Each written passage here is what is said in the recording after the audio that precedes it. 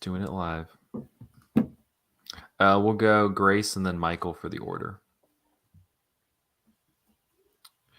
Here we go. In 3, 2, 1.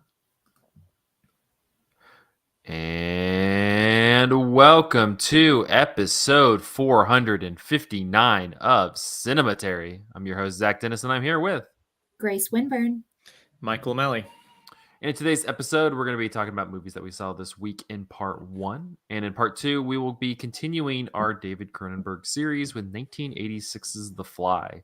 And I can promise you that none of us will morph into a fly over the course of this episode.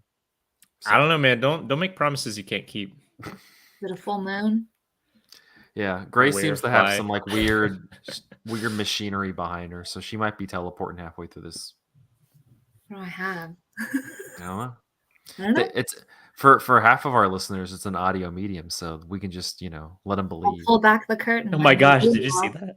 Oh my god. All right, we're gonna kick this off with a string of new releases, a set of 4 short films that Wes Anderson wrote. Well, kind of wrote, adapted. I'd say adapted and directed. He adapted 4 Roald Dahl short stories. The most prominent one that's about 40 minutes long is The Wonderful Story of Henry Sugar, which stars Benedict Cumberbatch, among others.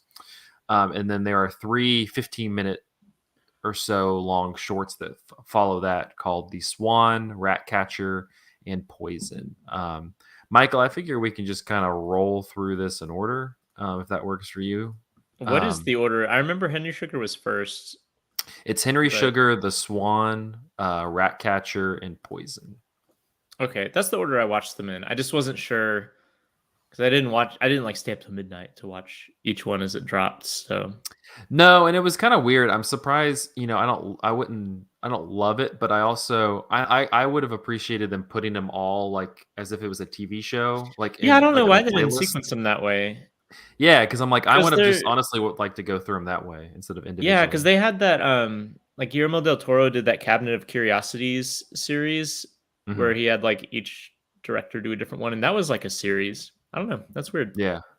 But yeah, so the first one, The Wonderful Story of Henry Sugar, it stars Benedict Cumberbatch, and they're all kind of like the actors in this are all kind of flowing through all of them. So you have Benedict it's like a theater troupe almost. Yeah, so you have Benedict Cumberbatch, you have Ray Fiennes, who also is playing Roald Dahl through the 4 stories. Dev Patel, Ben Kingsley, and Richard Ayoade are probably the most well-known people among the cast. But the Henry Sugar, Benedict Cumberbatch, he plays the title character who is a very rich man who then learns from this guru how to see without using his eyes, and he sets out to use those skills to cheat at gambling.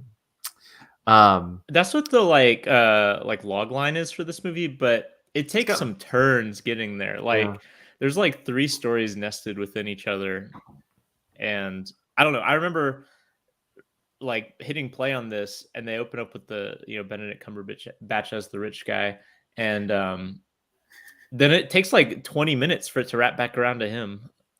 Yeah. It takes this giant detour with like Ben Kingsley and Dev Patel and Richard Ayoade. But I like it's funny. This is 40 minutes long. I can't imagine if like any of these were like a full film because, and I say this with love, all of these are the most Wes Anderson things. The absolute most. Like he has peaked in terms of Wes Anderson. We think. I keep saying that, and then he comes out with something new. That's true. What did you think of this? I'll preface and say I'm a big fan of all 4 of them. I really like this one though. I think as the longest one, it like fills up its runtime.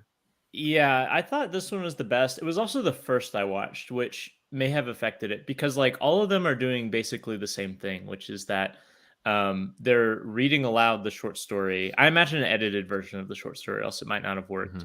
And it's like almost like a book on tape, like an audiobook, except that you see the characters doing stuff on screen, and like when a character is narrating, they're looking at you, but then if they say something to another character, they'll look at another character to say it. And then as they're doing this, it's almost like a stage where with like the scenery like being like shifted like as they're walking through doors and stuff. It's And most so like impressive in the Swan, like the set yeah, with the design of that one. hedgerow that they're Mhm, walking around. Yeah, but Henry Sugar, watching that, it's like all new. mhm, Like when I started watching it, I didn't really understand that this was going to be like a stage conceit because it opens up with Roald Dahl in his like writing shed, mhm. and you have like Ray Fiennes talking to you as Roald Dahl, and then he starts narrating the story, and then you see like what these are going to be, and like I didn't realize that all of them were going to be this way until I watched the other ones, and so I think that like in terms of dazzle factor, Henry Sugar had it for me because it's got like the most sprawling story, Mhm. and it also is the first one that like really wows you with that technique that like Wes Anderson is really burrowing into here, which is like the kind of staginess, the like treating everything like it's a play, which like Well, I don't know it why I didn't think of this earlier, but like it's like starting with at least Moonrise Kingdom, like that's been a major preoccupation of his, like just growing Rushmore throughout. even. Yeah, yeah. Rushmore, you're right. Rushmore. Yeah. Well, this feels like a much more complete version of that compared to Asteroid City, which is like has the play story and the actual story going on in like two different like Right. Yeah, because Asteroid City, the like when you're watching the story, it doesn't look like a play until Mhm, they like cut out to like the backstage. Whereas this whole thing looks like a play, mhm. but like the most elaborate play possible. Yeah. And that's what I was thinking, like while watching this, is just this feels like a very complete version of what he's been trying to do, honestly, with a few films now. Even like French Dispatch kind of has that like blockedness to it, where it's supposed to feel like a play at times. Right. And even like the nested stories where people are talking like there's Mhm. that really lengthy part of the French Dispatch where it's like the TV interview that cuts With Jeffrey Yeah. to Wright. the long like siege with the like the May 68 Yeah. student protests and stuff. Mhm. Like that feels that is very flat and horizontal in the way that some of these Roald Dahl adaptations are. But again, like when you're watching the action of that story, it's made as if it's supposed to be real. Whereas the entire conceit of this is that everything is very pointedly stagey, but in a way that is so elaborate that it's really visually captivating. Yeah, and I feel like it's also, again, like a peak of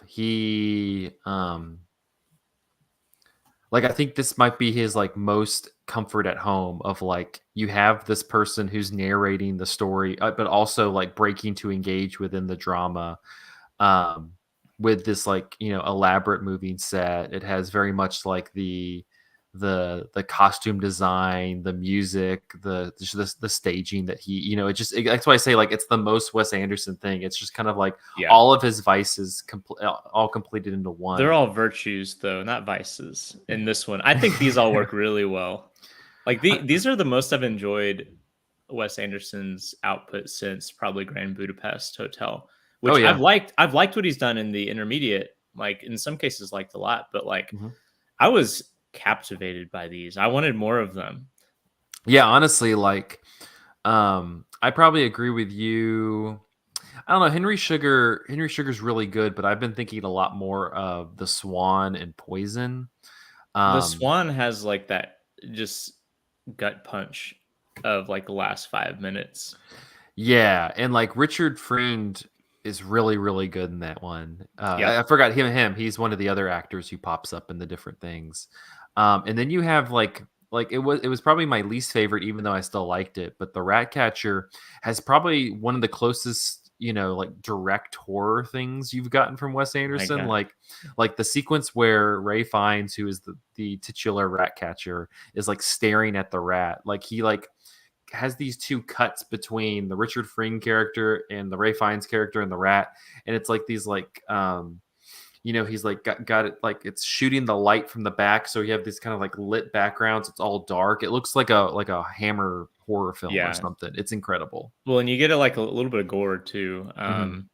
And there's also the ending of that one, which is really unsettling. Yeah.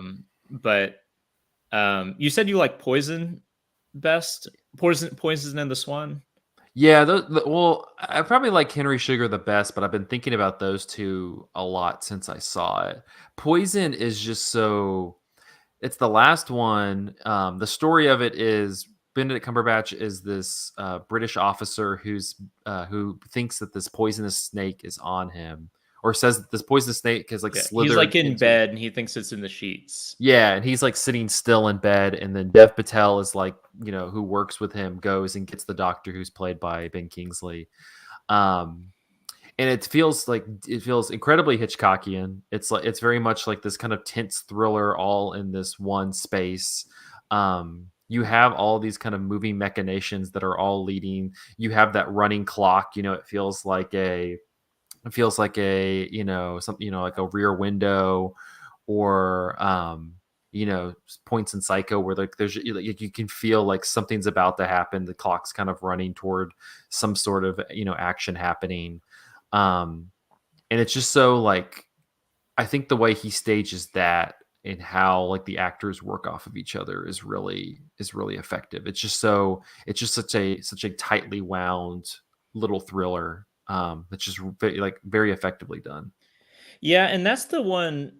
There's like this interesting thread throughout all of these that I think is like a casualty, not a casualty, but like a result of adapting Roald Dahl's stuff. And like, I mean, I don't feel like it's any secret that like Roald Dahl is not like a very progressive dude in like the contemporary sense. There's all the like kind of cavalier like colonialist stuff in like Charlie and the Chocolate Factory, for instance, or whatever. But like throughout all these stories, they're all situated within the British Empire, like noticeably within the British Empire, because Hmm. a lot of them take place either in India, like occupied by the British, or have some sort of element of that um, coming in and out of the story. And the Poison is the story where, like, by the end, that's like kind of the text of it, because you have Hmm. these like tension. There's like tensions between who is British and who is Indian, and are kind of like subtext until the very end of the story. And it made me kind of reflect over like what was going on in the other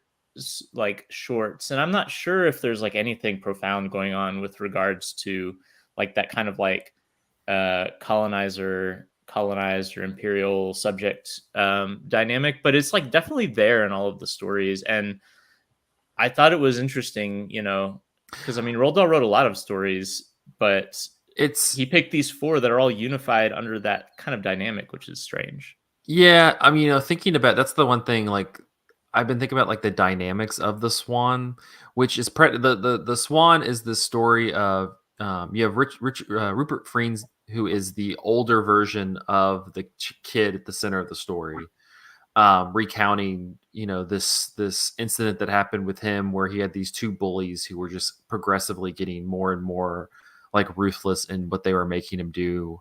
um at times, like, with a gun pointed, a BB gun, but a gun pointed at him, and just like the callousness that they kind of like are watching him suffer, and like, again, like it's kind of like that, colonizer colonized like dynamic of, like that one. You just have these two bullies who are just like kind of putting their putting their weight and their strength over this character who is just kind of helpless, behind two of them, and is constantly like pressing down on him throughout the entire story, which I feel like that's kind of how I would see that connecting to the theory you're posing. Yeah. Whatever the case, these are all on Netflix. I don't know if we said that, but I Mhm. think they're all really worth watching, and they go down real easy. They're Yeah. they're all very straightforward. They're like really visually stimulating. They're all under an hour. Most of them are under 30 minutes, with the exception of Henry Sugar. Yeah, Um, it's like if you watch them all in succession, it's about an hour and a half. I wish that like there's a few streaming services that will highlight short films like Criterion or Mubi or something like that. But for the most part, that's like an untapped thing that like the mainstream streaming services don't do, like Netflix or Hulu or people like that. But because for instance, you were talking about the before we started watch or recording, like Amovodar has like new short films or whatever, and I Mhm. you hear about new short films, and a lot of times they're kind of buried on like Vimeo, or you have to like, digitally rent them or something like that. And I wish that in the litany of things that I wish that Netflix and its like would do differently, I wish that one of the things they did differently was just have like short films by like, interesting directors on there, and it honestly like feels like watching a little tiny mini series. Like you're like, oh, what's gonna be the next story? What's gonna be the next story? And you kind of like once you've watched a couple of them, you're like, oh, I kind of know what this is gonna be like, but I'm interested to see like what new permutation this is. What's Well, gonna happen next. And I don't know, they won't do this, I'm sure, but it would be interesting just to say like, hey, Paul Thomas Anderson, would you like to make 4 short films that we could release in sequence on yeah, yeah. Netflix? Like, I wish that would happen more. The Almodovar, they had the 2 shorts, and then he did this Q&A, and he gave a really interesting answer about, like, why he chose to do, like, short films. One, he said that, he writes a bunch of stuff, and sometimes it's just, like, it's not enough for a full movie. Like, I guess he came out with a series of, like, short stories at one point, but he, like, writes a bunch of stuff, and he was just like, yeah, some of it sometimes I'll work it into a movie, but then sometimes he's like, yeah, this is just kinda what it is, and I leave and forget it, and that was the case with Strange Way of Life, the Ethan Hawke, Pedro Pascal one. And he was like, he said he was in some sort of like panel discussion, and people were talking about making series, and he was like, no, I just want to make like a short film. And like, I feel like that's probably the issue you run into is like a short film. There's no, like, he went into detail in the Q&A about like probably what these characters, like what would happen after this film ended, and like how the story of these characters would continue for a little bit. And you can make like a 90-minute movie out of that probably, but he was like, I don't know, like this works as it is. And I feel like that wouldn't be satisfactory to people. Like they, even we're saying like we could take more of this Wes Anderson, like if he like told more of this, that'd be great. But like, no, they just kind of work in that small little package. Yeah. So all of our listeners who are Netflix executives, take notes. Please make some short films. All right, I'm gonna toss it over to you. You saw another new release, and it's the movie of the weekend. You talking about me, the I'm talking about creator? you. It's not my Yeah. movie. My movie's not new, so Yeah, I guess I'm the only one who's seen new movies. But yeah, I saw The Creator, which is like a new science fiction movie directed by and also co-written by Gareth Edwards, who did like Rogue One and that Godzilla movie with Bryan Cranston in it. did he not? Did he not direct it too? Yeah, he directed it. Sorry, if I didn't say that at the beginning, Oh, but it okay. is directed by and also co-written by Got it. Gareth Edwards. And basically, the plot of this movie is that in the near future, AI gains sentience. It's kind of like an alternate universe, actually, because you open with like this newsreel that's showing like in the 1950s, like these kind of home robots, like Jetsons looking stuff, and then these like all culminate up to an AI like basically ordering a nuclear strike on Los Angeles and killing 1 million people. So like the governments of the world, or really the governments of the West, as we come to learn, all outlaw AI because they view it as like an existential threat to humanity, and like they are like hunting down AI, like the existing AI, so that this will never happen again.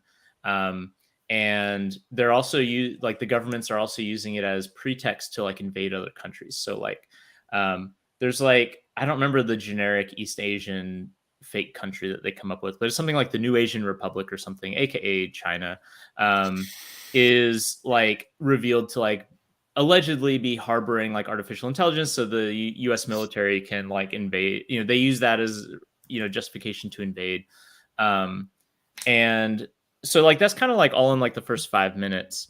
And what the movie ends up being about is like with that as a backdrop, we're given this like introduction of this guy, John David Washington. He's played by John David Washington, and he is like he is a like an undercover like military guy in this like generic Asian country, and he's trying to find this guy who's been designing these AI allegedly, and he's being harbored by this country. And while he's undercover, again, this is all in like the first 5 minutes of the movie. While he's undercover, he falls in love with this woman, and then kind of makes a life with her. But then the U.S. military invades and does like a bomb strike on this area, and his wife that he's fallen in love with and married subsequently, and their child like die in this bomb strike, and then he's taken back to the United States, where he like, you know, they're trying to like harvest information from him.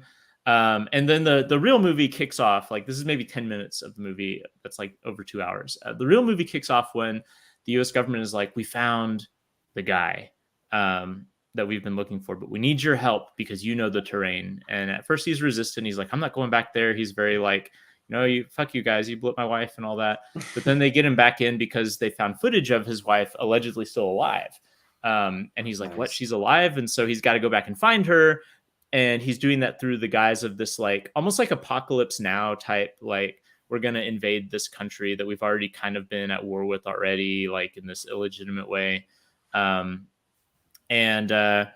then that the movie is like him like going into this country, like looking for his wife, while the rest of his men like or his colleagues are like, killing Asians wantonly and killing robots, in this very like genocidal way.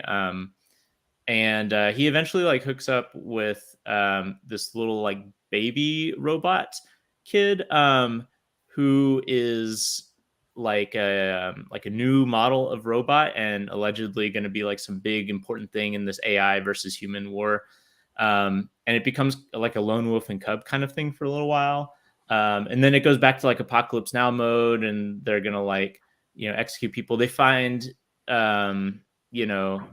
new information out about this kid, and he finds new information about his wife and who's been designing these AI. And it kind of goes from there. And so there's like a lot of plot in this movie, as you can tell. And yeah, I'm already kind of lost. I mean, I kind of get it, but also it was a lot. Yeah, I was kind of doing that on purpose just to say that like this movie is heavy with incident, and it is changing speeds like every 5 minutes, and it kind of is not good. It, like a lot of Gareth Edwards movies, it looks really cool. Like the special effects are honestly very good. And it's the kind of movie that's not really trying to be like really flashy special effects driven. Like it's all kind of mundane stuff, like the way that the robots are just walking around. And these robots are like, a lot of them at least are obviously CGI or have CGI elements. Like a lot of them are humans with like cyborg looking features. And it all looks really good and really convincing. There's like some like Blade Runner type stuff going on.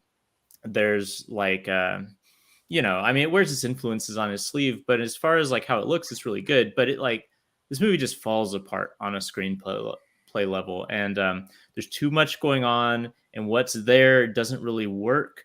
It like tries to have these emotional stakes, but because it's really rushed through everything to fit everything in, nothing is like developed enough to make you actually buy into it. You have like these scenes where like there's all sorts of battle scenes, and this happens multiple times in the movie, where at the beginning of the battle you get this person who gets like a line, and it's the first time you've met this movie. They say some sort of quip. It's like, back at home I was, I used to like to race derby cars, and he makes some sort of quip about that. And then 10 minutes into this battle scene, that guy dies, and it's all supposed to be emotional or whatever, but you only got this one line about how you race derby cars in the United States. And so there's nothing that actually makes you feel like that sense of loss. And this goes like throughout, like, John David Washington's motivating factor, like, I got to find my wife and like all this, dead wife tropey stuff. Like we only see that his interaction with her, like 2 minutes at the beginning of the movie, and that's like the driving thing for him the whole time. And it's like, I'm not sure like why. I mean, I know conceptually why he cares about it, but like I don't feel it, and I don't really understand it beyond the trope that it is. And so like that's kind of stupid. And then also the movie itself is just really dumb. Like it's trying to be this like kind of epic, like hard sci-fi sort of Battlestar Galactica meets Blade Runner type thing. and it just doesn't. It seemingly hasn't thought through a lot of these things like about its world. Like there's a scene in which, and I said this on Letterboxd too, because this is like the most egregious example. But there's a scene where these robots get blown up, and then you kind of see it's like this comedic beat where, like, because they're robots, their little torsos can still walk around even though there's nothing connected to them and all that. But then later on in the movie, you're supposed to take these seriously as like sentient beings, and there's like this whole like ethical thing going on here about like robot liberation and stuff. And you see robots like get shot once in the head or in the chest or whatever, and then they're dead, and it's hard to understand why some robots can walk around with missing limbs and stuff because they're robots, and then other robots just die like people. There's another scene in which someone chokes a robot to death, which makes no sense. Anyway, so it kind of falls apart on every single written level possible, which is too bad because I want to like this movie. It's an original sci-fi movie. It's got the good special effects. It's got kind of interesting philosophical questions that would be cool to explore. It hates the U.S. military. Like, it's great. Like, like you see vehicles with U.S. Army like pasted on the side of them, and they're like blowing up kids and stuff. And it's like, okay, this is a movie that is like actually for once taking seriously the fact that like the U.S. military is genocidal, but it's not a good movie, which is just too bad. It's just tough to like have an AI movie in a world where AI, artificial intelligence, has already come out. That's true too. There's also a child AI in that movie that is much more convincingly done. So Spielberg beat Gareth Edwards to the punch when Gareth Edwards was probably like a teenager or something. Yeah. The Creator, it's in theaters now, I guess. If you're gonna see it at all, like if that sounds at all interesting to you, a theater is where to see it, because I can just imagine this turning to mush at home. In the theater, at least you got the cool sounds and sights. That's true. All right. Well, I'm gonna take us home with a movie I caught last week, and that is North Dallas 40, which is based off of the book of the same name, which is a kind of historical fictional account of the Dallas Cowboys football team from the 70s. Written by Peter Gint, who also was a co-writer on the screenplay for this. But North Dallas 40, it follows it's the Peter Gint character, but his name's Philip Elliott. In the movie, he's played by Nick Nolte. He is a wide receiver, pretty talented, but is seen as kind of as an outsider, malcontent by the head coach of the football team. He's best friends with Seth Maxwell, who is the star quarterback, who's played by Mac Davis in this. You've got like some great like casting choices for just like asshole assistant coaches. You have Charles Durning, who just always is like ready to pick a fight, just be an asshole and pick a fight with people. It plays one of the assistant coaches. Dabney Coleman shows up as like the son of the owner and is just like a little shit. Like, excellent casting choices for this movie. I mean, if you're depicting the Dallas Cowboys management, you got to go that route. Yeah, like it was great. But I just finished the book. The book's fantastic. It's structured over the course of like a week. And I was curious to see how the movie was going to handle it, because it's very in the Philip Elliott character's head. It's a lot of him kind of just talking through like his interpretation of just random things, interactions with people, like how he sees the locker room, how he sees the owners, and it's incredibly critical of, and that's what's kind of interesting about it. It gets into a lot of like labor and race and just the physical toll of football, not just in the 70s but just in general, and kind of how you have this hierarchical structure of the Dallas Cowboys. The movie doesn't, it's unable to like sit there and just like really be in his mind. Honestly, the movie saved a lot by Nick Nolte, who really is just able to kind of portray this like kind of half-ass, I'm kind of here just to have fun type personality. Honestly, probably the only way you really want to be playing football. And so a lot of that stuff, after reading the book, a lot of that stuff is a little bit half baked. There's not too much to it. You really don't get like into a lot of like, you get into the labor dynamics a little bit, but you really don't get a lot into like the race dynamics, which are really interesting in the book. But you do kind of get this, it paints this very unflattering picture of football. It's really probably the like most horrifying scene is like at the end of the movie. You have a number of horrifying like kind of just like you just have these personalities. I mean, at one point there's one of the offensive linemen who's just like lifting this woman over his head at like a party just as she's like screaming. He's just like, and he's carrying her places. But at the end of the movie, like they're playing this game against, I think, Seattle, and it kind of stops moving for the most part and just follows them as they like prep for the game.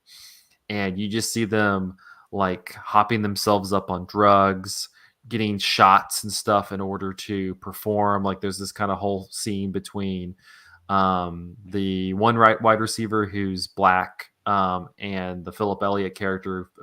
Philip is like sitting there getting shot up by the trainer to like, be able to get some feeling back in his legs so that he's able to perform in the game. And the other wide receivers like, man, like my knee hurts or whatever, but I don't want to mess with the needles. Like I don't want to mess with that stuff because it just like numbs your knees and you won't be able to like feel or like be able to do what you want to be doing on the field. And naturally like Philip does it, and then the Charles Durning character kind of goes in there and like guilt trips him and is like, if you want to like have your worth here, you need to be able to perform on the field. But you just have like this whole psych up as they like are getting ready for the game, and it's just a lot of like sweating and like teeth gnawing and like hitting stuff, and it's just like it just feels like you like these like mythological creatures that are like trying to like burst out of this like cage and like attack. And you really don't watch too much. Like they don't show a lot of the football game. It's not like Any Given Sunday where you're getting like prolonged game sequences or anything. It just kind of shows you like the lead up, and then the game's played and they lose, and like just the needing to like point, like they just have this hostility and energy still, and they're needing to point it somewhere. And that just creates this like incredible tension at the very end as one of the players just like blowing up on a coach. And so while it doesn't really capture like that interiority and a lot of the stuff that made the book really special, it's really able to kind of capture like that, just that unbridled scary intensity. And especially like with this sport where like you kind of, and that's, that's what kind of Philip's character gets into a lot, is like you have to have like this beast-like mentality to just like want to like hurt someone in order to like perform this sport, and he doesn't have that, which kind of puts him at his disadvantage, even though he's really good at catching the football. And it's kind of the thing that's like kind of what's pushing and pulling between him and being able to like move his career along, is just that inability to fully like commit to what you have to become to like play football. But I think the movie's pretty good. I think the movie, like for what it is, it captures a lot of that. You get a lot of just great sequences between like the head coach and the owner and Philip's character. And like I said, a lot of that labor stuff is in that kind of tension between, foreman and employee is pretty strong in this, and it is much more like open about like the crookedness of it than you see in a lot of other. This isn't Draft Day with Kevin Costner. it's more close to like High Flying Bird by Steven Soderbergh, something like that. I don't know. I think it's a sports movie that kind of gets lost, but is would fit very much into that in that labor and basketball series that we did recently, even though it's about football. So North Dallas 40, it's on Pluto TV. Should you be into it? And that's the one that's just ads, right? You don't have to subscribe. Yeah, there's just ads. Yeah. So like but they're like weirdly cut. So you're just like in the middle of a like dialogue, and then it just cuts away, and it's like Neutrogena. Oh yeah, This is irrelevant, so I'll make this quick. But I was trying to show a movie clip to my students, and the only way that I could find this movie in a short amount of time was on Pluto TV. Mhm. So I showed the clip, and in the middle of the clip, it was like an ad for condoms, and so it was just kind of awkward with the students. But anyway, Pluto's good. Yeah, that's not bad. But yeah, all right. Well, we're gonna take a quick break, and then we're gonna be talking about the limits of the human body in 1986's The Fly. After this.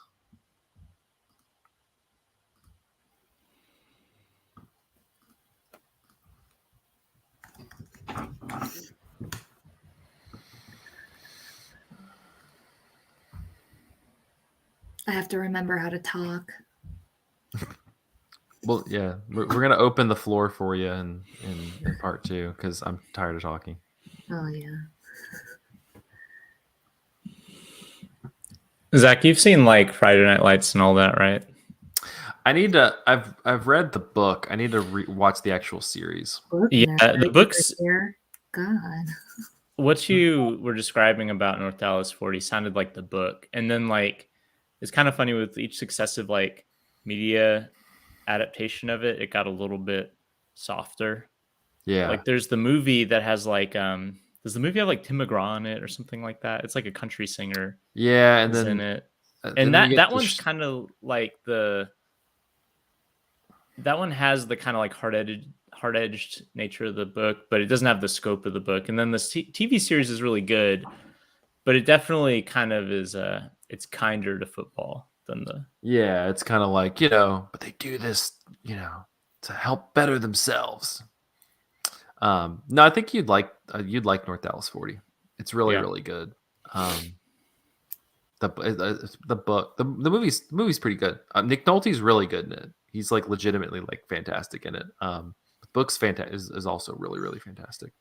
Is this supposed to be like the who was that like dream team in the Cowboys in the 70s, like Roger Staubach and all this those? Is before no, the backup quarterback in the book and movie are Roger Staubach.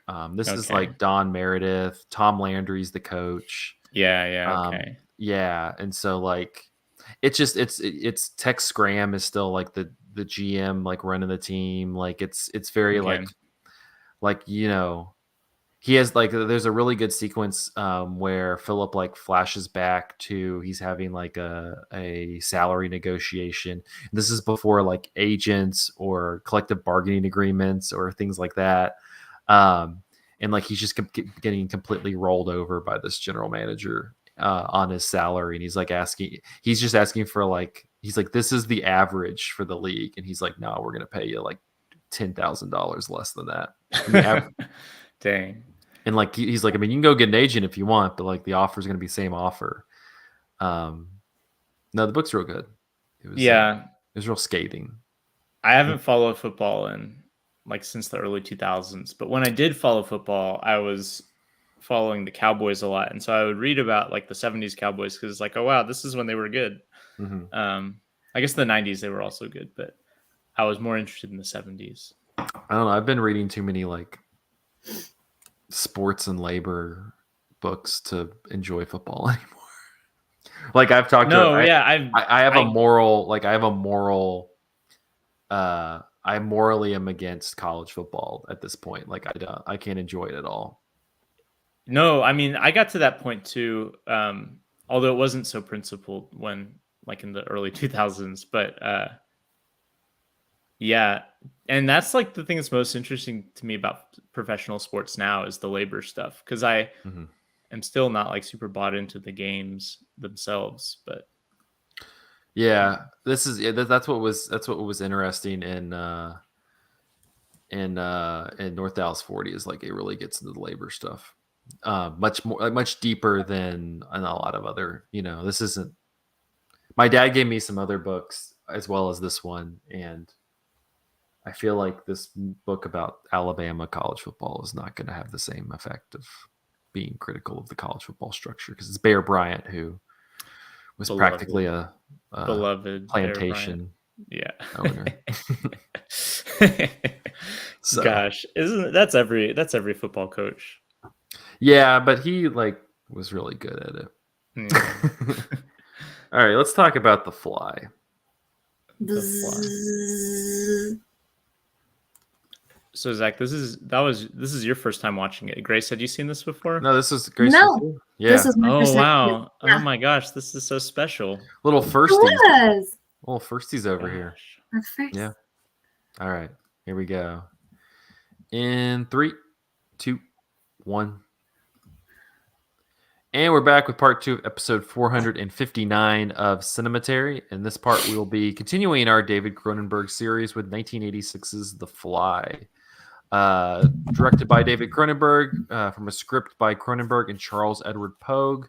The film stars Jeff Goldblum, Gina Davis, and John Getz. When scientist Seth Brundle completes his teleportation device, he decides to test its abilities on himself. Unbeknownst to him, a housefly slips in during the process, leading to a merger of man and insect. Initially, Brundle appears to have undergone a successful teleportation, but the fly's cells begin to take over his body. As he becomes increasingly fly-like, Brundle's girlfriend is horrified as the person she once loved deteriorates into a monster. The Brundle fly. Yeah, the Brundle fly. According to a 1986 Hollywood Reporter news item, a, quote, reconceptualization of the 1958 version of The Fly started pre-production in England during January 1985 with Robert Bierman directing. After a family tragedy that forced Bierman to leave the project, David Cronenberg was hired to direct the film.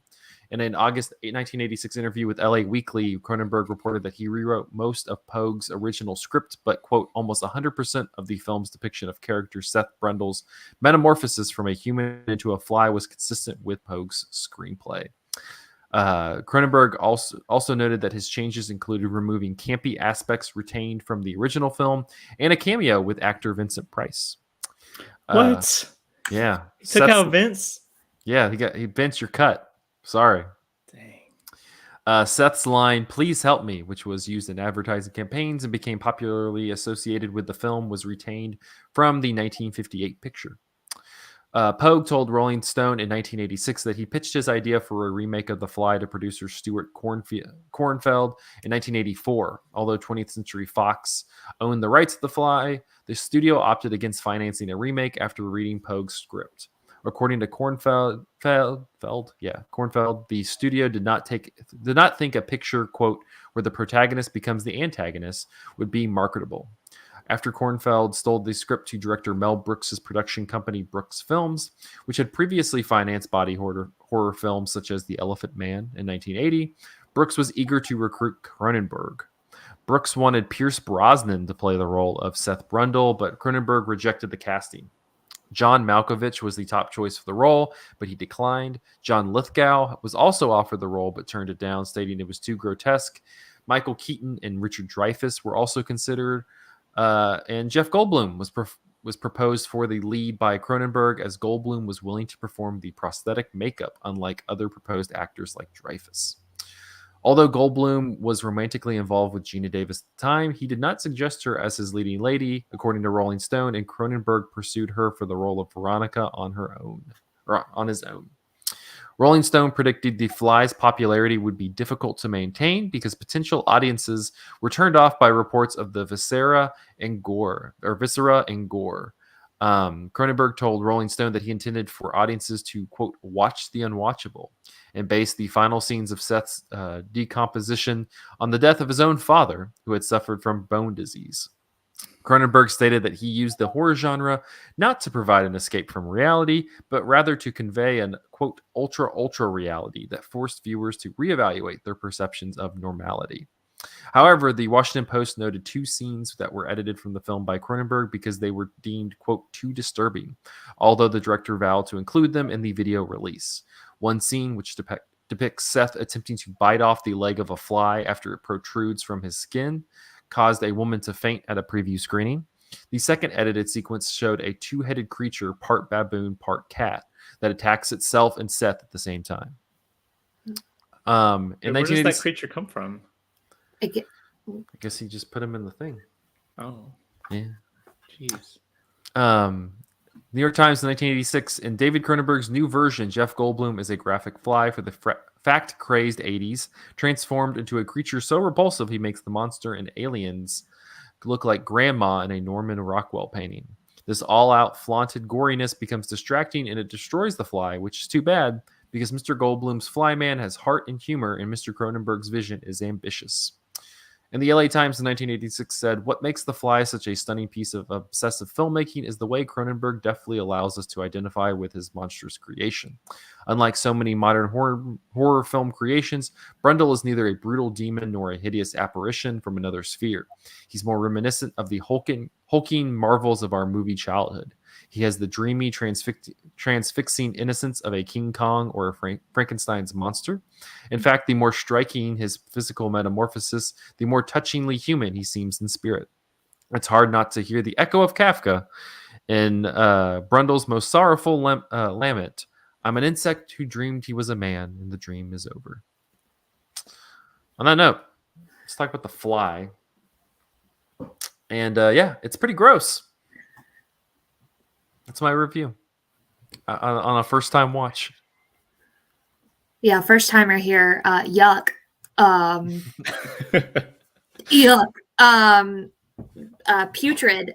This is what I thought I would be getting from a Cronenberg as a Cronenberg novice, a newbie, a newcomer.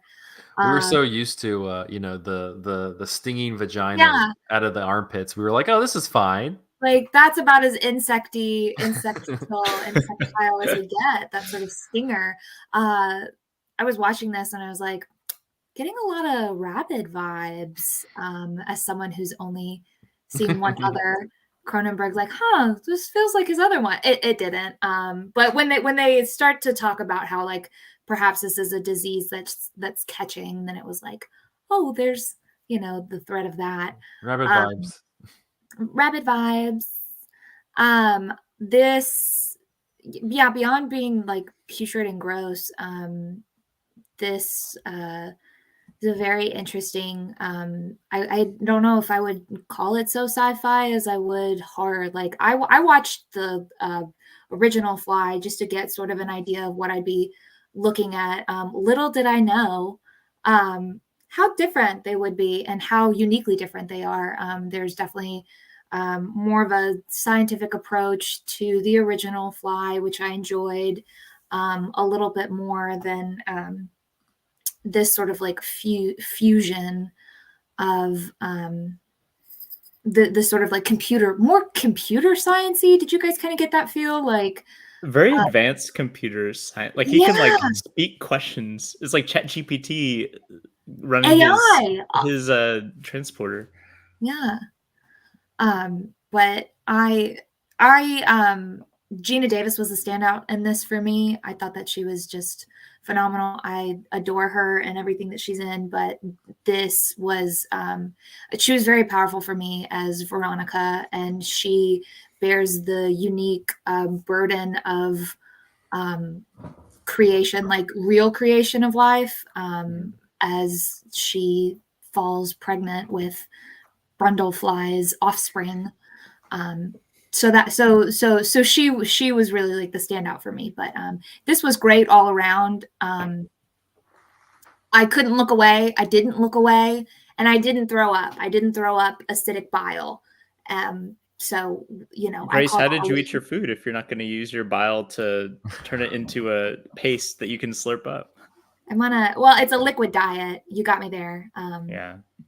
I will say I was gonna like have some like ice cream after I finished this movie, and then the movie ended. I was like, nah, I'm good. Slurp it up. Yeah. No, it's. I mean, I feel like it kind of probably gets that reputation of it's gross. It is pretty gross a lot. But it's also really good. It's also really like it's like Jeff Goldblum is like perfectly, I seeing like some of those other names, like I could kind of see it, but like Goldblum like has that kind of weird stringiness to him that like works for this character, where like he's kind of attractive, but he also is like kind of weird and out there at the same time.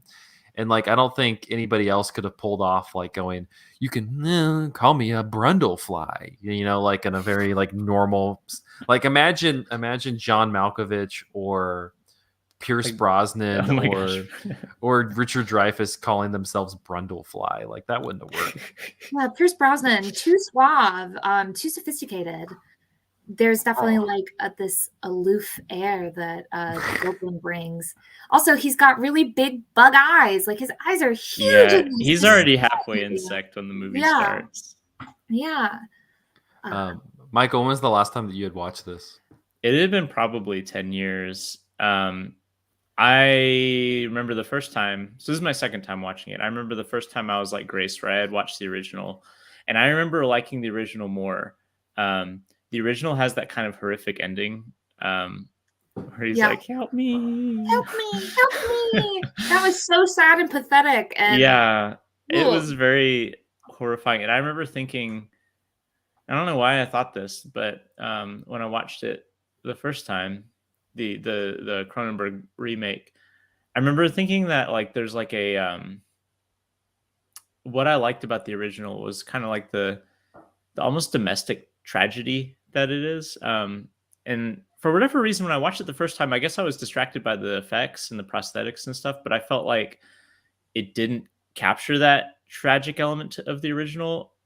And I think that I was wrong, because watching it this time, like rewatching it, that was like the only thing I could think of. Like the just the way that this shows like a person, like a significant other of a person having to nurse someone through a terminal illness, which in this case is him turning into a fly, which I don't know how relatable that is, but like as a general principle, like this idea of a disease turns someone into something that like you don't know, and there's like moments of lucidity, and then there's also moments where he's just gone, and it kind of goes back and forth between that.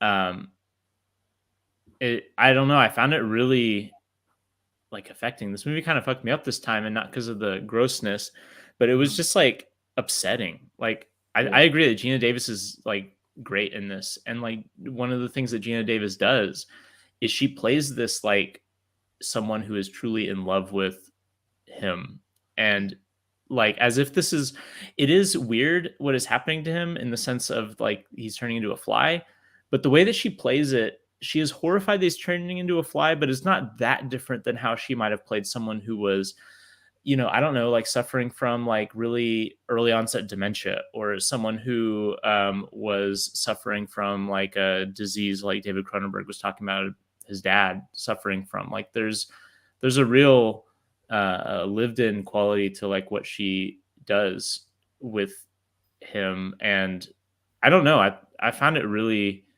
really moving and just awful and grim because, you know, it's when someone is terminally ill, there's not a happy end to that, really.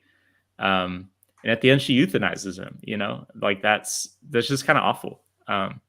And I mean, it's really extremely well done, but I was like upset at the end of this viewing, and I didn't remember being that way the first time. Yeah, definitely like plays with, you know, our definition of humanity, the morality and the ethics surrounding like what is and what isn't like a mercy. In the original, because I had just finished the original today and then immediately watched the remake, so this is all very fresh. But at the very end in the original, it's the police inspector that picks up the big rock and crushes both the spider and the fly. And he says, you know, God is my witness, I'll never forget the sound of, you know, the help me, the plead. It was all I could do to silence at the end everyone's suffering. So Gina Davis does it, and I didn't even really pick up on that until you mentioned that, but I do see the line of reasoning with like dementia, like the mind going. Very sad. Gina Davis is in these, you know, putrid, disgusting states, and still sees Seth, the man she loves, behind it all, through it all, and is also dealing with her skeevy boss. Oh my gosh, yeah, that guy's awful throughout the whole movie. There felt like the. You go. I was just gonna say he gets his hand and leg vomited and disintegrated, and I'm like, he kind of deserved that. A little Yeah, bit. there seemed to be some sort of like compassion from him, like when he takes her for the abortion. But no, still not very redeemable. He's frightened by the monster and can't see past it, and he had always been jealous of Seth's relationship to Veronica. So, like him bringing the gun there seemed motivated in different ways, maybe a little selfishly. Whereas or Veronica's motivation for using the gun was like much more compassionate. Yeah. It was real Wesley Snipes, like tear with the gun kind of pointed that, that was much more in that realm. Yeah.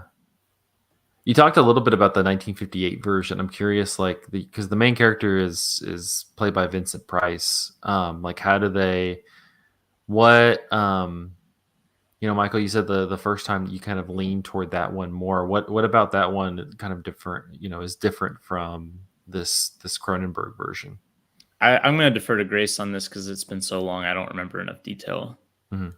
Okay. Well, for me, it was that in the original, our fly is Andre, and he's a real scientist. There was, I don't know if y'all caught that, or like, when Seth and Veronica are back at his apartment, and he says, "Oh, I put the pieces together." He seemed more like a guy that like sources his science and then combines it. He says, I asked them to make me a this or make me a that. In the original Fly, he is the scientist, the scientific mind that writes the formula, that creates these apparatuses to create or to make teleportation happen. It's his mind. So then those moments where he's like battling the fly and those moments of lucidity, I see the dementia there, where he's fighting against this thing that's taking over him. That appealed to me. It felt like he had more of a grip on the scientific aspect of it and suffers greatly because of it, because it's his own mind, it's his own invention that he then suffers the consequences of. Him playing God, he suffers for it.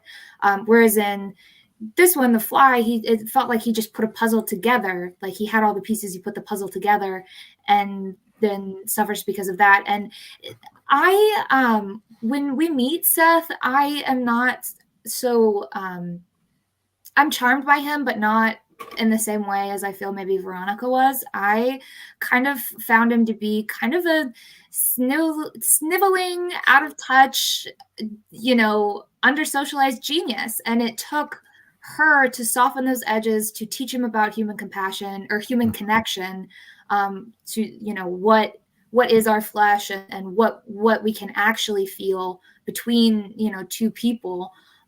So it felt like she sort of taught him tenderness and humanity that he didn't have, that he then develops further. The grosser his outsides become, the more human maybe his insides. But that worked for me, or that was what like really worked for me with the original. This is science fiction. This is horror. To differentiate the two. So I think with the new one, with the Cronenberg one, the fact that they can sell their relationship is entirely on Gina Davis's shoulders. Like I think Jeff Goldblum's really good at being the kind of like eccentric guy that he is in this movie, but in terms of like the emotional fidelity of like what they're supposed to be, I think is Gina Davis doing it like 100%. And like I mentioned earlier, she's the one playing it like it's real, whereas Goldblum's really good in this, but he's always a little bit like, just he's even before he's like Fly Man, he's just like a few clicks off just because he's supposed to be eccentric and stuff. And there's kind of this weird their first meeting is really strange where he's trying to get her to sleep with him. And so he takes her back to his lab where he's got the teleportation stuff, but she's a journalist. Which also is just a big red flag. Like if you showed up at where he lives, like which is just like a warehouse room with some teleportation devices in it. Yeah, like girl, I come know on. where you are. Yeah, there's like huge red flags everywhere. And he does get more compassionate, but he also goes through some weird stuff too. Like when he's first turning into a fly, he's just voraciously horny. And she like leaves him because he's being really awful to her. Mhm. And because they've been like having sex for hours allegedly. And he's like, well, I'm gonna go find sex somewhere else. And he goes and like breaks this dude's arm in arm wrestling and then walks off with the dude's girlfriend. And like I don't know, like I know that some of that is the fly part of him, but I think that there's like enough in the movie to show that like that's like a part of his personality that's there to begin with, because he's like this weird like horny dude at the beginning of the movie who doesn't really know how to like engage with people. And the fly, before it begins like grotesquely mutilating his body, like just gives him strength and energy, and he doesn't really use that very nicely either. So I mean, the fact that like by the end of the movie it's sad that we have to euthanize him, i I do think like is Gina Davis playing it really well, although like Jeff Goldblum does get some really great lines, like when he first kind of realizes what's happening to him, and before kind of like the fly persona takes over, like there's this moment where he just goes, I'm scared, and it's like a really tender and sad moment. And again, like knowing that Cronenberg had this like disease metaphor going on, like I can imagine getting some sort of diagnosis where that horrible things are going to happen to you in the future, and that being really scary, and like looking into the future and seeing that like just suffering. You know, I can't really imagine what that's like, and it must be awful. And in a way it's kind of silly to compare it to like a dude turning into a fly, but it works in this movie for me, I guess. Yeah. It's all the whole sequence when he has like started to like feel the effects of the fly, and he's like, for all intents and purposes, like getting superpowers.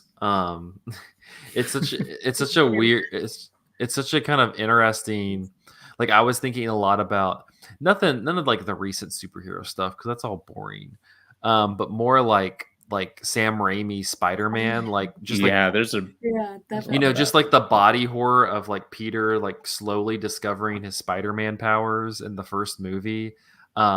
Really getting a lot of that, I can see Raimi kind of feeling a lot of this movie between, Spider-Man and just like the Fly when he's like doing like the push-ups and like lifting on the wall and like starting to like find that he has these like, inhuman abilities.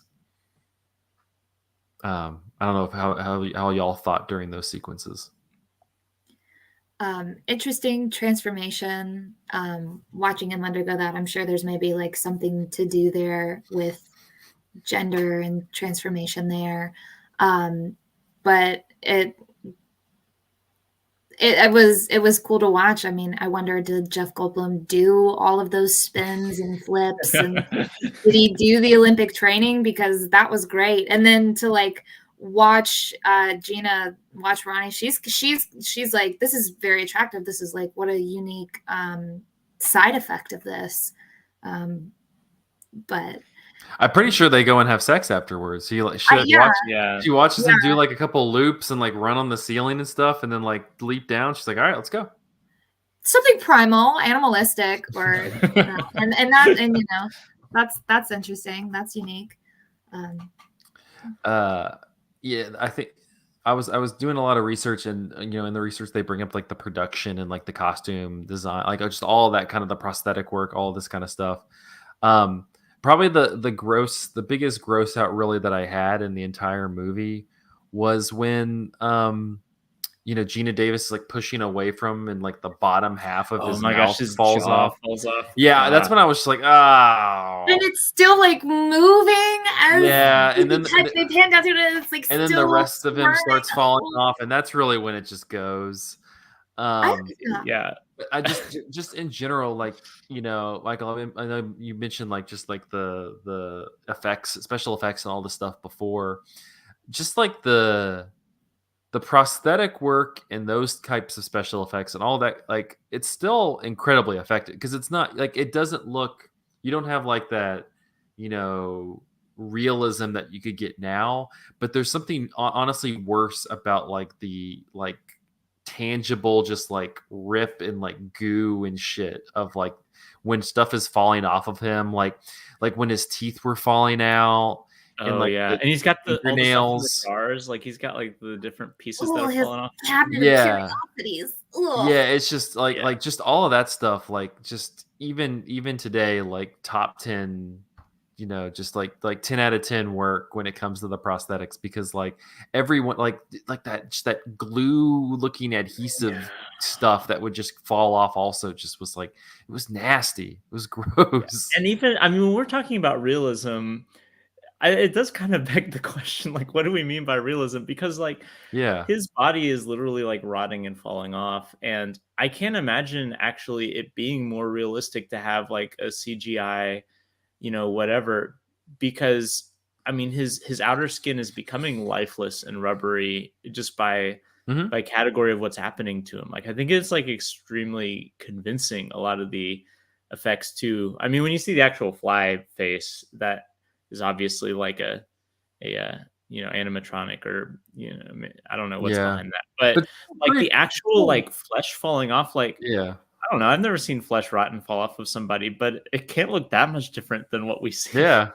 It's very disturbing in that because you don't really, I don't know, not many people probably have seen that and you're just like, "Oh, I don't like that. I don't like just the flesh falling Mm-mm, off the body."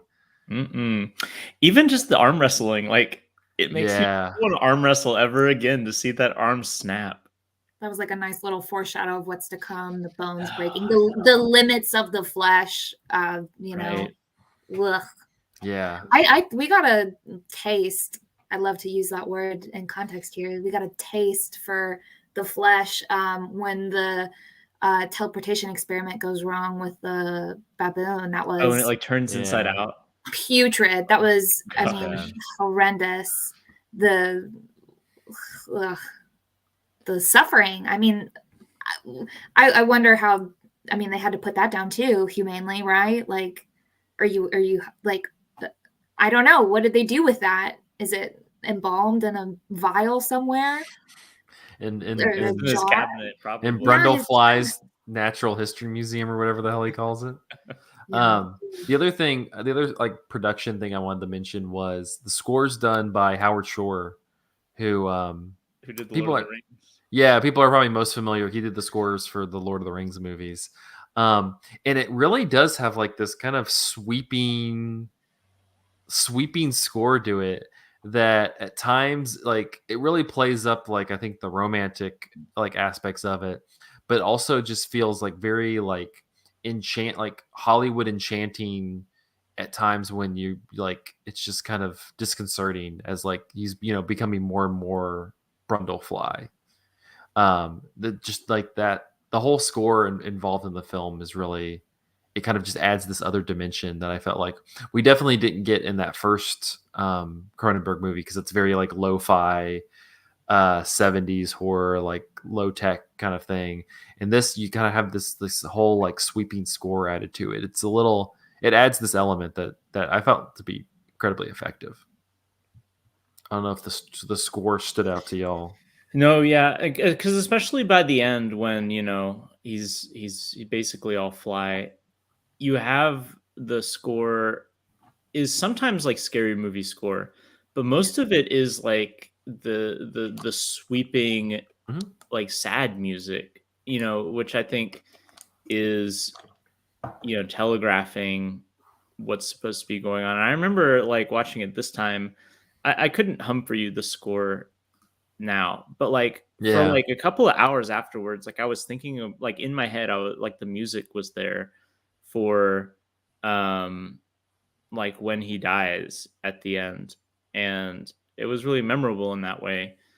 So yeah, good score. It was good. I think I noticed it more when I like didn't hear it. Noticed it when it was like missing for a split second, and that was when she's in the clinic, and she's going to have her abortion, and she kind of like breathes this sigh of relief, and it's quiet, and then boom, he crashes through the window. That scared the shit out of me. Like just the sound of the glass breaking and him full body into the clinic to save himself, save the last shred of his humanity.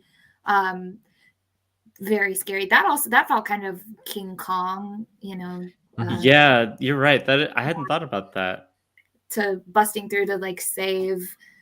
Well, even Frankenstein also. Yeah, that very much so.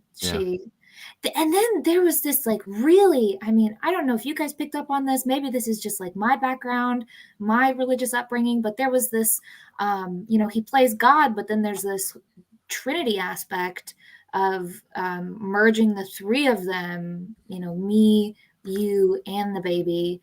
Call that a family unit. Thank you. I wonder if it was actually going to be a larva. That'd be wild. Oh, that was putrid. Like what a really nightmare. That was very visceral for me. I don't know about you guys, but I mean, I would not like to give birth to a larva. I don't give birth to a monster either. Yeah. And I don't know if I'd want David Cronenberg to be my gynecologist either.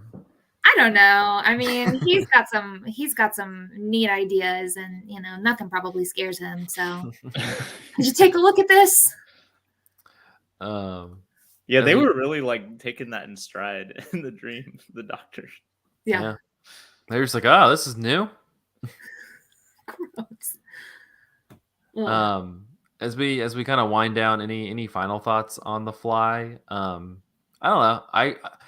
It's definitely one for me. It's definitely one to watch because it has that preconception of like it's going to gross you out, and like it does. Like we've described, it will gross you out. But I feel like this movie also, as we talked about, has a lot more going on. I'm excited to kind of maybe revisit it at some point and watch it again and get that second viewing. Because definitely. You can see that at least from the first movie in the series, like what is it, nine or so years since then, like he's definitely able to like it's much more full than like Rabid was. And it's worth pointing out that like some like really notable David Cronenberg movies are released in that gap, like Videodrome, for instance, which I think a lot of people would point to as like his first like really major film. Is like the early 80s, is it? There's like another one in there too that's kind of like big. Scanners in there with the exploding head. Yeah. So like it is kind of cool that the way that we structured the series, we just see that huge jump between his like Canadian public funded movie to this like a Hollywood budget feature, because it's really impressive, like what he does here, I think. Yeah. Grace, any final thoughts? It's evolution in a pod. It's the limits of the flesh in both extremes, from the animal and insect to machine, like where the teleportation device and Brundlefly merge. Like, is this the next step? It asks a lot of us, and gives us a lot visually to deal with. This was a very wet and tactile movie. 2 thumbs up, or 8 legs and 2 wings. I think it has 6 legs. 6 legs. Okay. See, I don't know. See, but yeah, I put my little antenna up. 2 antenna up. 2 antenna way up. Can't get enough. Can't wait to see what's next in the series. I do think that like Jeff Goldblum's character gets to say it the best when he's really excited about how he can eat, um, and like gets to show her really excitedly, like, look what I can do. And he like vomits all over the food and then like slurps it up. And they're filming it on camera.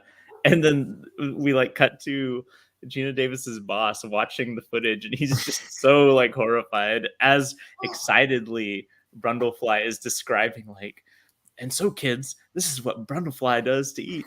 And you get I feel like that there's an element of David Cronenberg like really taking joy in that like imagined audience reaction. Like you have to, right? You don't make a movie like this and not take some joy out of people's responses. Yeah. Yeah. You got to have a little fun while you do it, you know? Absolutely. All right. Well, that will wrap up this episode of Cinematary. You can find us on Facebook at facebook.com/Cinematary, on Twitter and Instagram at handle @Cinematary, and on Letterboxd at letterboxd.com/Cinematary, where we list all the movies that we talked about in this episode. If you'd like to support the show, head over to patreon.com/Cinematary to support the show. It could be $1, $5. Just to, remember, we'll probably run into a series where we'll need like some Patreon suggestions, and that's your time to shine. Just give $1 and make us watch Sherlock Gnomes. Don't will that into being, Zach. Next week, though, we're going to continue our David Cronenberg series with 1991's Naked Lunch, which we're bringing back bugs, I guess. More bugs. Are there bugs in? I'm actually like 4/5 of the way through the book Naked Lunch, and there's a lot of gross things in it. I don't remember any bugs yet, though. So I looked. It says blank-faced bug killer Bill Lee. That's the first part of the thing. So, all right. And I see a picture of Peter Weller with a bug. There it is. All right.